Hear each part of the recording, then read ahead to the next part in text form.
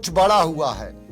वो कश्मीर में कभी गुपकार अलायंस बना था, उसमें पीडीपी, नेशनल कॉन्फ्रेंस, सीपीआईएम, अवामी नेशनल कॉन्फ्रेंस और उसके साथ साथ हमने तब पीपल्स कॉन्फ्रेंस को भी देखा था।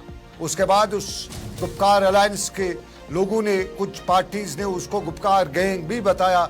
सोशल मीडिया से लेके मीडिया पर, नेशनल मीडिया पे खास तौर पे उसके खूब पर खदशे भी उड़ाए गए। और उसके बाद अब कहीं न कहीं बताया जा रहा था कि कश्मीर में, खास तौर पे जम्मू कश्मीर में कहीं न कहीं अपोजिशन की जमातें एकजुट होकर जो बात कर रही है कि हमें बीजेपी से बचना है, तो उस बीजेपी से बचने या बचाने के लिए एक इत्तेहाद करेंगे। लेकिन उसी इत्तेहाद में दरारें या उस इत्तेहाद में जो होल्स हैं वो हमें बहुत पहले से दिखना शुरू हुए थे। कभी नेशनल कॉन्फ्रेंस तो कभी पीडीपी, दोनों ने उसी इत्तेहाद के हवाले से अलग अलग मुद्दात बयानात भी दिए। और उन्हीं मुद्दात बयानात के बीच में सियासत से वाबस्ता शख्सियात या सियासत पर नजर रखने वाले लोग ये भी बताने लगे कि उमर अब्दुल्ला इस इत्तेहाद के खिलाफ हैं, फारूक अब्दुल्ला बड़ा चाहते हैं कि इत्तेहाद हो। फिर पिछले कई दिनों से खबरें आ रही थी कि उमर अब्दुल्ला से जो फारूक अब्दुल्ला से जो पूछताछ ईडी कर रही है, बहुत से लोग कर रहे हैं, इसके पस मंजर में फारूक अब्दुल्ला इत्तेहाद के लिए भी नहीं जाएंगे। क्योंकि बताया जाता था, ये खबर थी, सोशल मीडिया पे बहस करती थी, गली नुक्कड़ पे बताया जाता था कि ये सब कुछ जो है ये मरकजी सरकार फारूक अब्दुल्ला पे एक प्रेशर माउंट करने के लिए कर रही है। क्योंकि मरकजी सरकार अलायंस से डर रही है और उनको लगता है कि अगर अलायंस होता है तो फिर बीजेपी कश्मीर से कोई सीट नहीं निकल पाएगी और जम्मू में भी बीजेपी को नुकसान होगा। बिलाखिर 2 दिन पहले ईडी ने एक बार फिर फारूक अब्दुल्ला को बुलाया। फारूक अब्दुल्ला नहीं आए, बल्कि वो जम्मू में थे और उन्हें बताया कि वो नहीं आ सकते। और कल शाम फारूक अब्दुल्ला श्रीनगर पहुंचे और श्रीनगर पहुंचने के बाद आज फारूक अब्दुल्ला ने श्रीनगर में पार्टी दफ्तर पर मीडिया कारकुनान मीडिया से बात की। तो बात करते करते बात पते की दे डाली, जिसका काफी दिनों से लोगों को पहले ही अंदाजा था कि कुछ होगा। और हुआ क्या, फारूक अब्दुल्ला की ज़बानी सुनिए जरा। आबिद साहब मेरे इस वक्त पैनल पे हैं, बता देंगे, दिखा देंगे कि फारूक अब्दुल्ला साहब क्या बता रहे हैं अलायंस के बारे में। और फिर हम अब्दुल मजीद लारमी, नेशनल कॉन्फ्रेंस के सीनियर लीडर हैं, उनसे जानेंगे कि क्या है उनका रद्द-ए-अमल। एक चीज आपको क्लियर करना चाहता हूं, नेशनल कॉन्फ्रेंस अपने बलबूते, इसमें कोई दो राय नहीं है। जाने वाला हूं इंशाल्लाह। नेशनल कॉन्फ्रेंस अपने बलबूते पर चुनाव लड़ेगी, इसमें कोई राय नहीं है।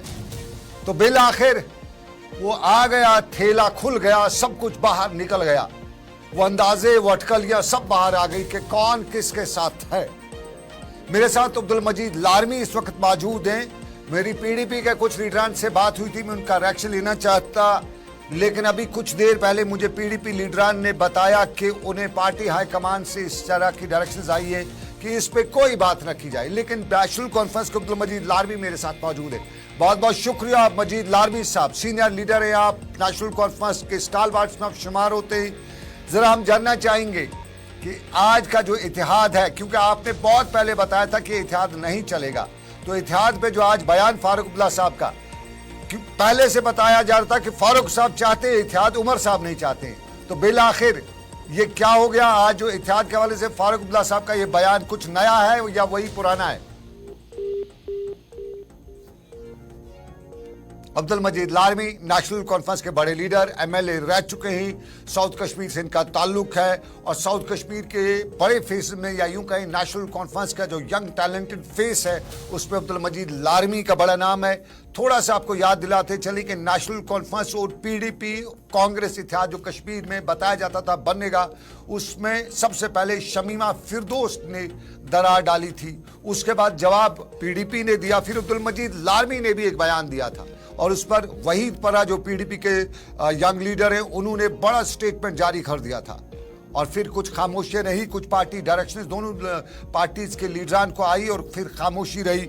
और परसों उमर अब्दुल्ला ने एक बार स्टेटमेंट दिया राजौरी में। और अब्दुल मजीद लारमी साहब बहुत बहुत शुक्रिया, बताइएगा आज का जो फारूक साहब का बयान है, तो अब इत्तेहाद नहीं होगा, लेकिन हम समझना चाहेंगे क्या इत्तेहाद सिर्फ पीडीपी के साथ नहीं होगा या कांग्रेस के साथ भी नहीं होगा? क्योंकि अभी तक कांग्रेस ने अपनी लिस्ट जो भेजी है कश्मीर के हवाले से, उन्होंने अपनी पैनल फाइनलाइज नहीं की है। तो आप बताएं, जानना चाहेंगे क्या कांग्रेस के साथ भी इत्तेहाद नहीं होगा या सिर्फ पीडीपी के साथ नहीं होगा? देखो, सबसे पहले मैं आपका शुक्रिया अदा करूंगा कि आपने मुझे इस डिबेट में लिया। मैं यही बताऊंगा कि फारूक साहब ने जो कहा कि हम अपने बलबूते पर, ये तो हम पहले से कहते आ रहे हैं कि हम अपने बलबूते पर लड़ेंगे, वो आज की बात नहीं है। हाँ, रहा सवाल जो अलायंस, जो इंडिया अलायंस है उसकी बात जो कह रहे हैं आप, 3 सीटें जो है पहले ही हमारे पास है। जो कश्मीर की 3 सीटें हैं वो ऑलरेडी इंडिया अलायंस के पास है। रहा सवाल 3 सीटों का, जो जम्मू की 2 है और लद्दाख की 1, तो उस पे तो ऑलरेडी फारूक साहब ने भी कहा, उमर साहब ने भी कहा कि उस पर बातचीत हो सकती है। अगर उधर से कोई नहीं मानेगा तो फिर अपने बलबूते पर तो लड़ना ही लड़ना है।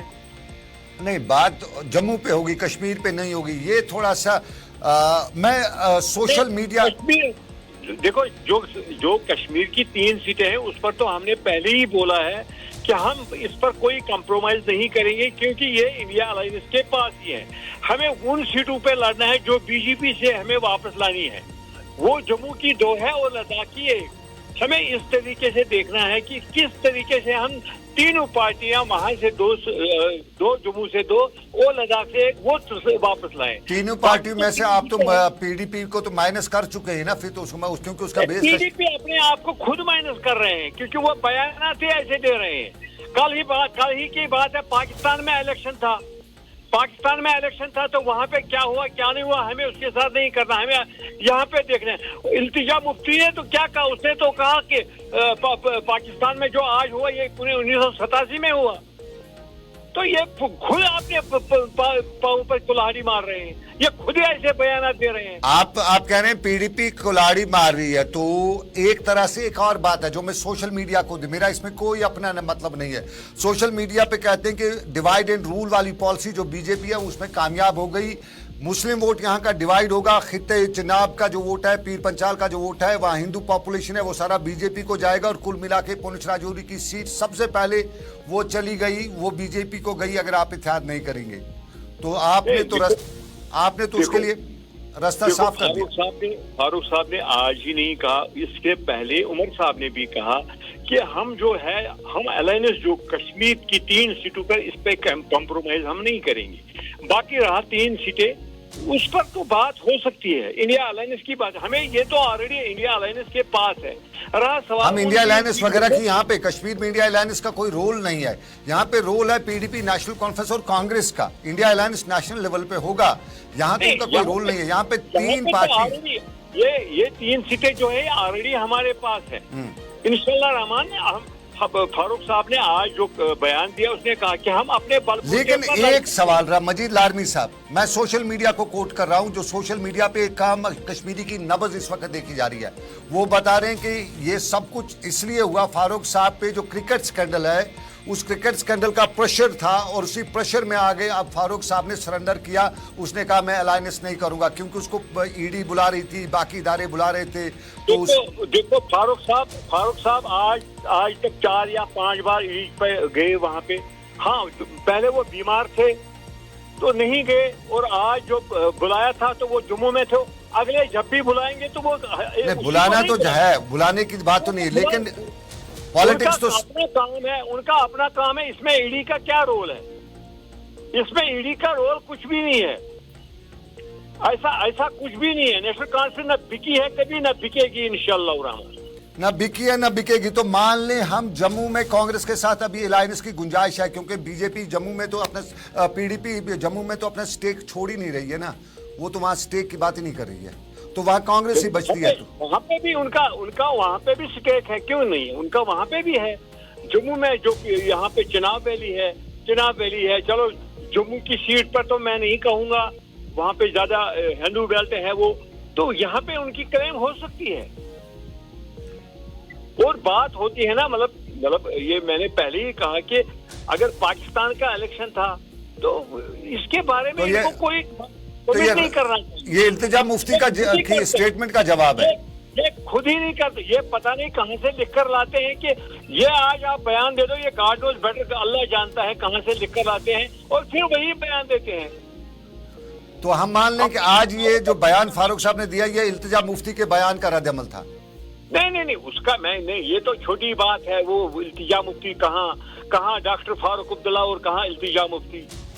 उसमें मैंने फायदे ये कहा कि देखो, अगर बात पाकिस्तान में इलेक्शन की थी तो उसको ये जरूरत क्या था ये लाना? ये लोगों को पहले ही पता है, ये पहले से ही, जब से स्टार्ट, आपने भी मुझे कई बार बोला इसके बारे में कि पीडीपी आपके बारे में ये बोलते हैं कि इन्होंने रिगिंग की, इन्होंने ये किया, उन्होंने वो किया।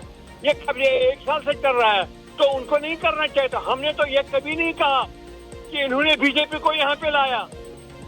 हमने ये कभी नहीं कहा कि मुफ्ती मोहम्मद सईद ने साउथ पोल और नॉर्थ पोल की बात की, हमने तो ये नहीं कहा।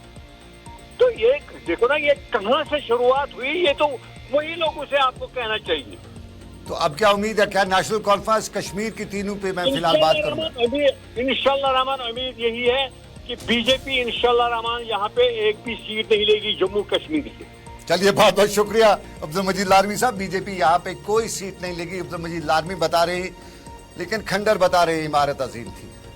इसके पीछे की कहानी सोशल मीडिया देखें, क्योंकि सोशल मीडिया आज की डेट में एक ऐसा प्लेटफॉर्म है जिसपे हर आदमी अपने मन की आवाज बताता है, दिल की आवाज होती है। अगर जो किसी अखबार में छपती नहीं है, किसी टीवी पे नहीं आती है, लेकिन एक माइंड सेट आदमी का पता चल पाता है। तो माइंड सेट आदमी का जो अगर सोशल मीडिया को देखे, तो कश्मीर से जितने भी आम लोग हैं जो सोशल मीडिया पे हैं, मेजॉरिटी उनमें से है वो ये बता रही है कि हो गया कामयाब जम्मू कश्मीर में डिवाइड एंड रूल पॉलिसी पे बीजेपी।